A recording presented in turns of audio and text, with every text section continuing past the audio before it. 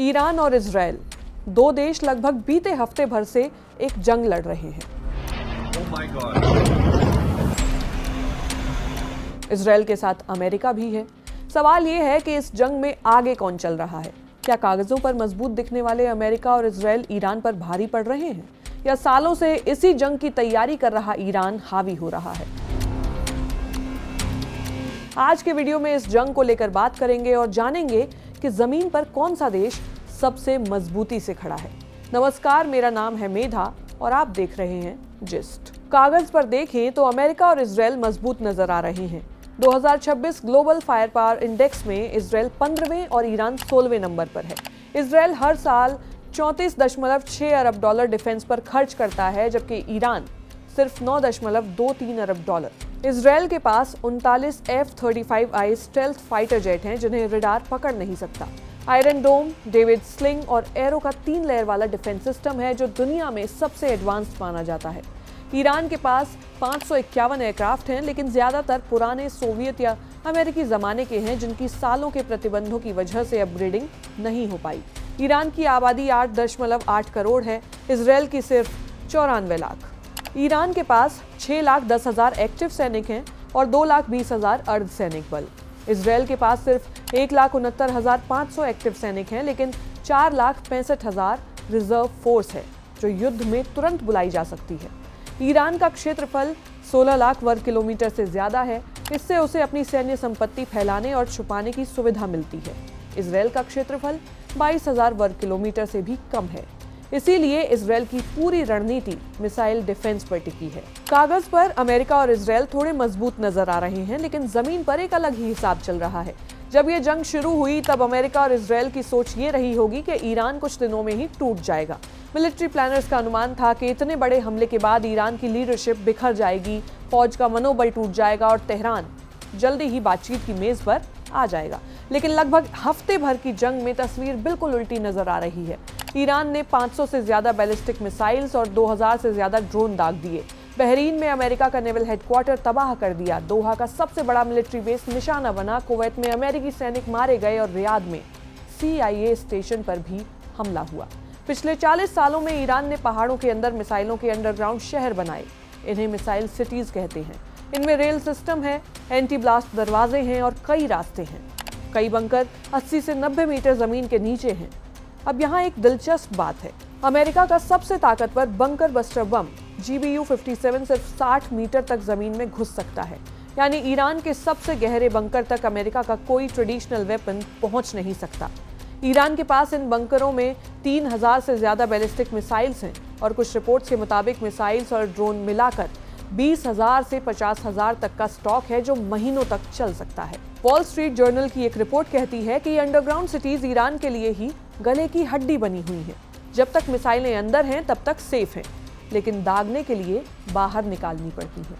और जैसे ही लॉन्चर बाहर आता है, अमेरिकी और इजरायली फाइटर जेट्स और ड्रोन उसे तबाह कर देते हैं। एक्सपर्ट सैम लेयर कहते हैं, पहले हथियारों को ट्रैक करना इतना आसान नहीं होता था, लेकिन अब नई तकनीक के चलते ये काम काफी आसान हो गया है। IDF चीफ ने बताया कि 80% ईरानी एयर डिफेंस और 60% मिसाइल लॉन्चर तबाह हो चुके हैं। अमेरिकी सेंटकॉम के मुताबिक ईरान की बैलिस्टिक मिसाइल फायरिंग पहले दिन के मुकाबले 86% कम हो गई है। लेकिन यहीं पर ईरान का दूसरा हथियार आता है जो अमेरिका इजराइल का पूरा गणित खराब कर रहा है, शहेड 136 ड्रोन। इसे गरीबों की क्रूज मिसाइल कहते हैं। इसकी कीमत सिर्फ $20,000 है, 110 पाउंड का वॉरहेड और 1000 मील से ज्यादा की रेंज है। इसकी रफ्तार कम है और काफी नीचे उड़ता है, जिससे रडार को चकमा देना आसान हो जाता है। और इनका स्टॉक इतना बिखरा हुआ है कि एक साथ सब तबाह करना नामुमकिन है। इसे अमेरिका के किसी मिसाइल सिस्टम से कंपेयर करें तो अमेरिका की पेट्रियट मिसाइल $40 लाख की है, टोमाहॉक 10 से 20 लाख डॉलर की, MQ-9 रीपर ड्रोन $3 करोड़ का। मतलब एक $20,000 के शहेड ड्रोन को मारने के लिए $40 से $60 लाख खर्च हो रहे हैं। एक ड्रोन को मारने की कीमत में ईरान 200 नए ड्रोन बना सकता है। यही पैसे का वो गणित है जो इस जंग की दिशा तय कर रहा है। 4 दिन में ही कई गल्फ देशों की इंटरसेप्टर मिसाइल्स का स्टॉक कम हो गया है और अमेरिका से और मिसाइल्स मांगने की जरूरत पड़ने लगी है। पेट्रियट का सालाना प्रोडक्शन 2026 में बढ़ाकर 2000 करने का टारगेट है, लेकिन इस जंग में हर हफ्ते सैकड़ों मिसाइल्स चाहिए। जून 2025 की 12 दिन की जंग में ही अमेरिका ने अपना थार्ड मिसाइलों के स्टॉक का 25% और SM-3 का 20 से 50% खर्च कर दिया था। अब उससे भी बड़ी जंग चल रही है और स्टॉक उसी रफ्तार से खाली हो रहा है। रिटायर्ड कर्नल राजीव अग्रवाल इस पूरी सिचुएशन को लेकर कहते हैं कि ये जंग दो अलग तरह की सोच के बीच है। अमेरिका और इजराइल कम लेकिन बेहद महंगे और सटीक हथियारों पर निर्भर हैं। ईरान ने सस्ते लेकिन बड़ी तादाद में हथियार बनाए हैं। जब दोनों आमने सामने आते हैं तो हर इंटरसेप्शन अमेरिका के लिए घाटे का सौदा है। ट्रंप ने कहा, जंग 4 से 5 हफ्ते चल सकती है। पहले 3 दिन में ही $1.24 अरब खर्च हो चुके हैं। इस हिसाब से कुल खर्च कई अरब डॉलर तक पहुंचेगा। तो आखिर में तस्वीर क्या बनती है? अमेरिका के पास टेक्नोलॉजी है, पैसा है, बेहतर एयर पावर है और एडवांस्ड इंटेलिजेंस है। जंग का अगला पड़ाव आमतौर पर एयर स्ट्राइक से निकलकर जमीनी जंग की तरफ होता है, लेकिन ये जंग फिलहाल पहले फेज में है और अभी कोई भी कंक्लूजन पर पहुंचना जल्दबाजी होगी। जंग की मौजूदा स्थिति की बात करें तो ईरान ने चेतावनी दी है कि उसके पास अभी भी ऐसे हथियार हैं जो अब तक इस्तेमाल ही नहीं हुए।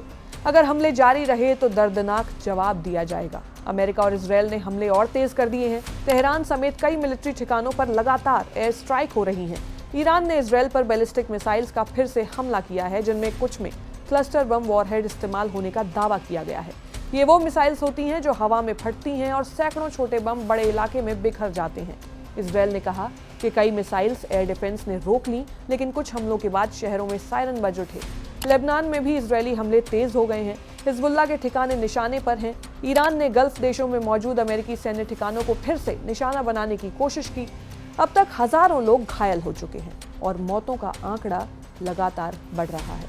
कई एयरलाइंस ने उड़ानें रद्द की हैं। मिडिल ईस्ट के कई एयर रूट बंद हैं। संयुक्त राष्ट्र ने तनाव कम करने की अपील की है, लेकिन दोनों तरफ से जंग और बढ़ने के संकेत हैं। अल जजीरा की रिपोर्ट में बताया गया कि पिछले सभी दिनों के मुकाबले शुक्रवार की बमबारी सबसे तगड़ी थी। तेहरान यूनिवर्सिटी के पास धमाके हुए, रिहायशी इलाकों में बम गिरे, पार्किंग और पेट्रोल स्टेशन तक नहीं बचे। एक मिलिट्री एकेडमी को भी निशाना बनाया गया। तेहरान के अलावा करमनशाह, शिराज और इस्फहान में भी हमले हुए। अमेरिका ने बताया कि उसके B-2 स्टेल्थ बॉम्बर्स ने जमीन के अंदर मिसाइल लॉन्चर्स पर दर्जनों भारी बम गिराए। सेंटकॉम चीफ ने कहा कि ईरान के स्पेस कमांड को भी तबाह कर दिया गया है। अब तक ईरान में 1230 लोग मारे जा चुके हैं। यूनिसेफ के मुताबिक इनमें 181 बच्चे हैं। जंग को लेकर जो भी अपडेट आएगी हम आपको ज़रूर बताएंगे। आप इसको लेकर क्या सोचते हैं हमें कमेंट सेक्शन में ज़रूर बताइएगा। देश और दुनिया की ऐसी ही तमाम बड़ी खबरों के लिए देखते रहिए जिस्ट।